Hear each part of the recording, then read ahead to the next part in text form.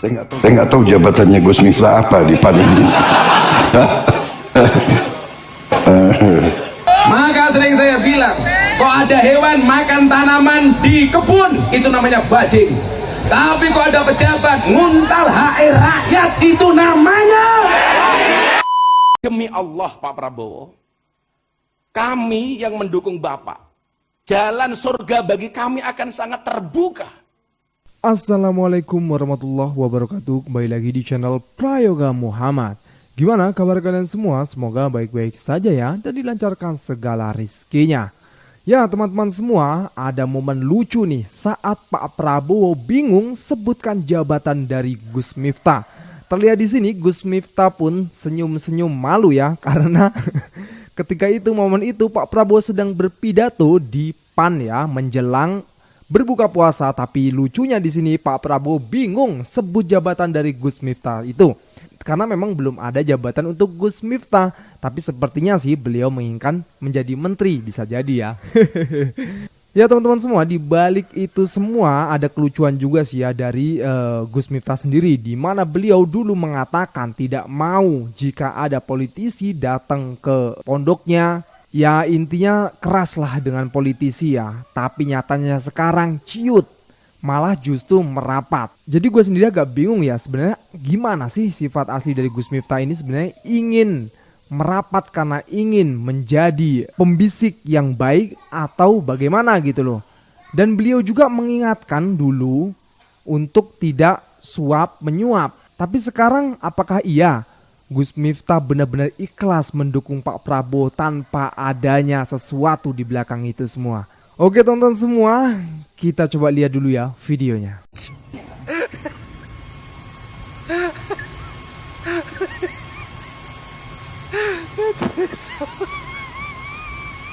Saya nggak tahu jabatannya Gus Miftah apa di PAN ini.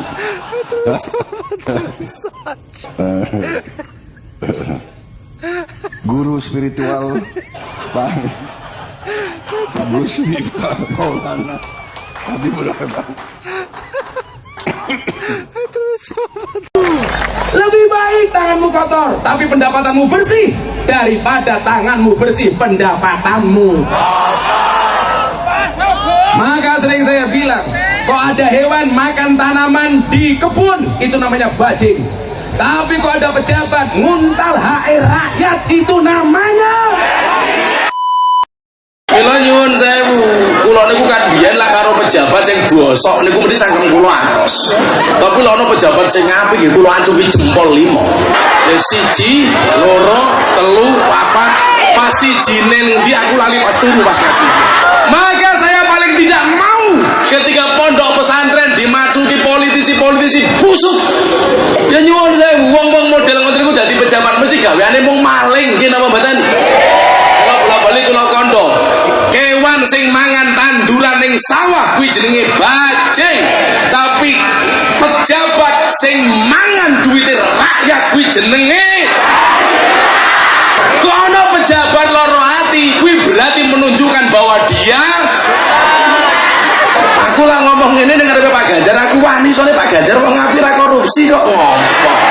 Lono DPR sing nesu ya men. Aku ya mangan duitmu kok. Apa mana saniki fenomena niku lho Pak. Bola-bali AWD dileki arrosi wal murtasi finar. Sing nyogok karo sing disogok padha-padha ning neraka. Tapi ya nyatane rakyate dhewe kudu dipinterke. Carane minterke pripun? Ya kiai menehi suri tauladan uswatun hasanah. Aja nganti kiai ini iso dituku. Men umate juga tidak bisa dibeli. Dene umat gelem disogok kelawan amplop, ya mergo kiai ini serengane nampa amplop sangka politisi. Loh, nggih napa mboten? Ini perlu dievaluasi tidak hanya umatnya tapi juga kiainya. Kan saya tersinggung kejadian di Semarang. Caleg DPR RI Pak Lurah bikin amplop 80.000 amplop, isinya per amplop 20.000, ketangkep KPK. Kula kan tersinggung, suara rakyat 5 tahun dibeli 20.000. Begenggek lonte sing paling murah ngaji kan. Ya teman-teman semua, gue ketawa sendiri sih kalau dengar kata-kata ini dari Gus Miftah ya. Dulu mungkin beliau belum kenal dengan yang namanya politik dan belum kenal dengan penguasa. Tapi nyatanya sekarang saat ini yang bisa kita lihat videonya beredar ya. Apalagi ketika kemarin sebelum pemilihan beliau kan sempat membagikan uang ya, walaupun itu bukan uang beliau ya, uang pengusaha di sana. Dan di belakangnya ada orang yang mengibarkan kaos yang bergambar Pak Prabowo. Tentu itu kan menggiring untuk orang juga memilih beliau gitu ya. Nah teman-teman semua, di sini beliau kan mengatakan gitu ya, tidak boleh adanya suap menyuap. Begitupun beliau mengatakan paling keras kalau dengan politik-politik yang rusak gitu ya.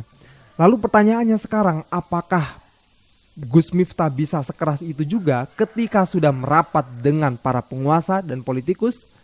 Contohnya video yang satu ini. Demi Allah Pak Prabowo, kami yang mendukung Bapak, jalan surga bagi kami akan sangat terbuka manakala Bapak bisa membawa bangsa ini kepada kesejahteraan dan kemakmuran. Satu kalimat yang terus saya ingat ketika Pak Prabowo datang di pondok saya setelah dari DPP PAN. Apa tujuan Bapak untuk menjadi seorang presiden? Beliau menyampaikan, Gus, saya pengen mengembalikan hak-hak bangsa Indonesia. Saya pengen mengembalikan hak rakyat Indonesia. Sehingga bangsa ini bisa tersenyum. Sehingga rakyat ini bisa tersenyum. Demi Allah Gus, kalau rakyat Indonesia sudah bisa tersenyum dengan kembali hak-haknya, saya pengen mati dalam keadaan tersenyum. Itu kalimat Bapak Prabowo Subianto. Dari sepenggalan kata ini kita bisa simpulkan ya bahwasanya ketika beliau dekat dengan penguasa, apakah mungkin beliau nantinya akan keras juga menjadi pembisik yang baik untuk kemajuan negeri ini dan juga untuk baiknya para pejabat kita, atau justru diam saja ketika melihat para pejabat melakukan hal-hal yang buruk? Itu pertanyaan yang sesungguhnya. Tapi teman-teman semua, kita nggak boleh suuzon juga ya. Kita harus berhusnuzon saja gitulah. Mudah-mudahan saja, kita doakan saja ya. Tapi ya begitulah teman-teman semua. Yang jadi pertanyaan kedua juga, apakah yang dilakukan Gus Miftah selama ini mendukung Pak Prabowo itu pure dari dalam hati, atau justru ada sesuatu di belakangnya? Itu menjadi pertanyaan juga ya. Nah teman-teman semua, kita beralih ya. Ini yang kedua adalah Babe Haikal, di mana beliau dulu pernah mengatakan bahwasanya beliau bermimpi bertemu Nabi. Dan beliau sendiri mengatakan ya, dia klarifikasinya bahwasanya itu hanya untuk menyemangati gitu loh, pejuang di KM 50. Nah, tapi ini beredar lagi, ada sebuah artikel yang mengatakan bahwasanya Babe Haikal bermimpi ketemu Nabi lagi gitu. Kan lucu ini. Dan juga di sini nanti akan ada ya Ustadz Yahya Wiloni yang benar-benar keras mengatakan ini kepada Babe Haikal. Oke teman-teman semua, kita lihat videonya. Saya nangis sejadi-jadinya. Ini parah nih.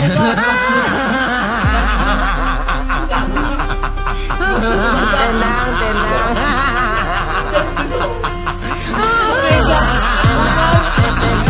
Demi Allah, mereka meminta kepada saya. Jangan takut, jangan khawatir. Akan membawa hasil pilpres ini ke MK nih, gimana nih? Bawa aja. Bawa MK silahkan. Bagus. Bikin hak angket dan bagus. Mau makzulin silahkan, gak ada masalah. Gak ada masalah. Rakyat telah memilih pilihannya. Dan rakyat memilih Pak Prabowo. Terus mau dibatalin? Artinya kemungkinan dari Terus mau dibikin ulang? Terus mau dibilang semua curang? Terus mau dibilang semua bego gitu? Mau aja pakai sembako gitu? Sehina itukah rakyat Indonesia kau nilai? Serendah itukah mereka? Kepala desa sudah dikondisikan, seluruh kepala desa kau bilang itu bodoh. Kan itu di dalam bilik suara yang gak ada orang lihat. Kok jahat sekali pendapat itu? Kok membuat orang itu dibilang bodoh, dibilang hina, rendah sekali gitu loh. Jangan begitu saudara. Ucapkan selamat kepada yang menang, lalu berkontribusilah sebisa Anda. Bukan karena Jokowi yang kuat, bukan karena Jokowi yang kuat. Siapa? Dosa kita semua. Ini dia. Terlalu banyak orang munafik. Saya curiga jangan-jangan pejabat-pejabat kita ini 80% adalah golongan munafik. Adalah golongan munafik. Jadi untuk apa kita berjuang? Kalau hanya bilang ustadz, hanya bilang kiai, Allahu Akbar. Kiai Ustadz disorong 1 miliar, 2 miliar, 3 miliar.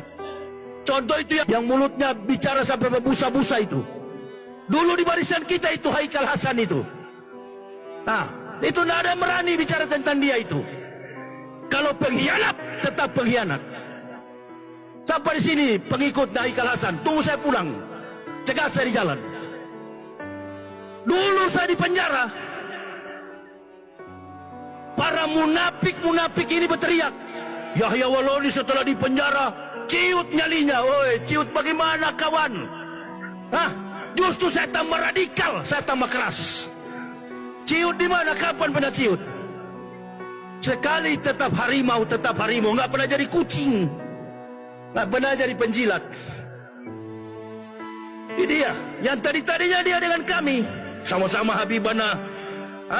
Inilah kalau orang, saya sudah curiga dari awal. Kalau memang betul-betul pejuang, pasti injak di jeruji besi, pasti masuk penjara. Kok ini orang nggak masuk penjara? Ada apa ini? Ular kepala dua. Inilah cara Yahudi. Itu yang dia baca itu adalah filosofi saya sampaikan Jenderal 4 bintang, jago strategi. Siapa namanya? Rommel. Jenderalnya Nazi Jerman. Dia katakan, Goebbels, tangan kanan Hitler mengatakan, lebih baik menghadapi 1000 pembunuh daripada menghadapi 1 orang pengkhianat. Siapa pengkhianat itu? Mereka itu bagaikan lalat yang berputar-putar pada fesus, dan makanan mereka adalah fesus, kotoran, tai. Inilah konsumsi mereka. Di bulan Ramadan ini kita konsumsi yang baik-baik. Amin ya Rabbal. Saya 18 tahun ikut Ramadan. Sudah 18 tahun usia keislaman saya. 11 Oktober tahun 2006. Sekarang tanggal 13 Maret tahun 2024. Berarti usia keislaman saya, usia umur saya 18 tahun. Pak Haji yang sudah tua, saya baru 18 tahun. Itu yang kesana-kesana itu sudah tidak dihitung, Pak Haji. Ya, yang masih kafir itu ditutup jadi kertas putih.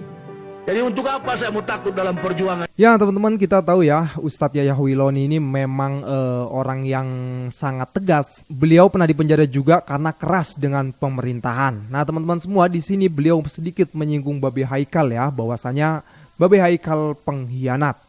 Begitupun dengan Habib Bahar yang pernah mengatakan bahwasanya Babe Haikal pengkhianat. Dan sekarang kita tahu ya bahwasanya Babe Haikal memang sudah tidak berada di kubu Ustadz Yahya Wiloni dan yang lain. Ya teman-teman semua, perjuangan itu memang berat.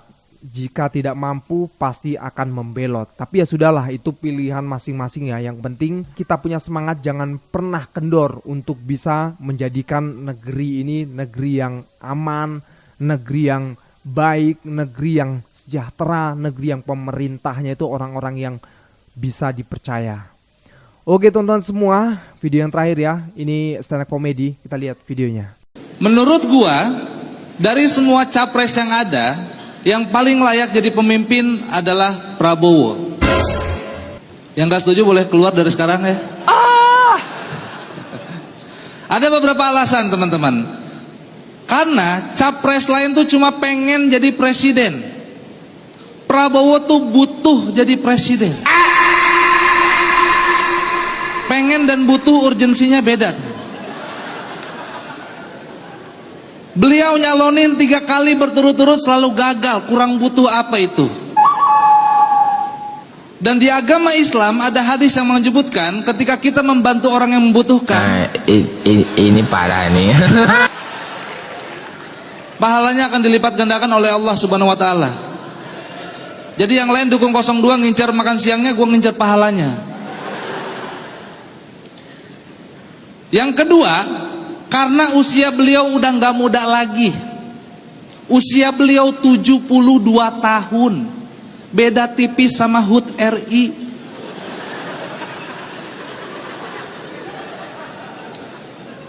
Tiap 17-an deg-degan itu dia. Dan di antara capres yang lain yang paling tidak punya pengalaman mimpin rakyat adalah Prabowo. Ya, Anies pernah jadi gubernur, Ganjar pernah jadi gubernur. Satu-satunya prestasi tertinggi Prabowo menjadikan Anies sebagai gubernur. Itu doang. Jadi kalau tahun ini dia nggak jadi presiden, anjing, dia nggak dapat kesempatan lagi untuk jadi presiden. Amit-amitnya Pak Prabowo wafat, di akhirat dia nggak ada kesempatan buat jadi presiden lagi. Karena di akhirat ketemunya Soekarno, Soeharto, nggak akan dipilih juga dia. Bahkan di akhirat tuh administrasi pahala dosanya nyangkut itu Prabowo. Kan kita ada malaikat Rokib Atid ya. Malaikat Atid bilang, dia masukin neraka aja nih malaikat. Karena dia pernah menculik 112 aktivis. Malaikat Rokib nggak mau kalah, jangan malaikat. Dia ngasih makan 270 rakyat Indonesia. Jadi lebih banyak yang dikasih makan daripada yang diculik. Malaikat penjaga pintu bingung, ini masuk mana ya? Ya udah masuk Gerindra aja dah.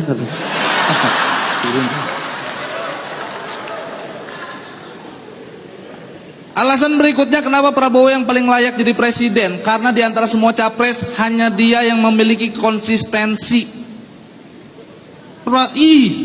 Pemimpin tuh butuh konsisten. Lihat di debat capres terakhir, apapun pertanyaan panelis, jawabannya makan siang gratis. Gimana pemerintah masalah perempuan, makan siang gratis. Gimana pendidikan, makan siang gratis. Anies mah terlalu berubah-ubah. Panelis nanya pendidikan, jawabnya pendidikan, nggak punya pendirian dia. Dan kalau mau cocokologi teman-teman ya, yang paling mencerminkan Indonesia banget adalah Prabowo. Lihat deh dari logo-logo partai masing-masingnya. Prabowo logonya apa? Partainya apa? Gerindra. Logonya apa? Garuda, anjing nasionalis banget. Ganjar, PDIP, logonya apa? Banteng, anjing Megawati banget.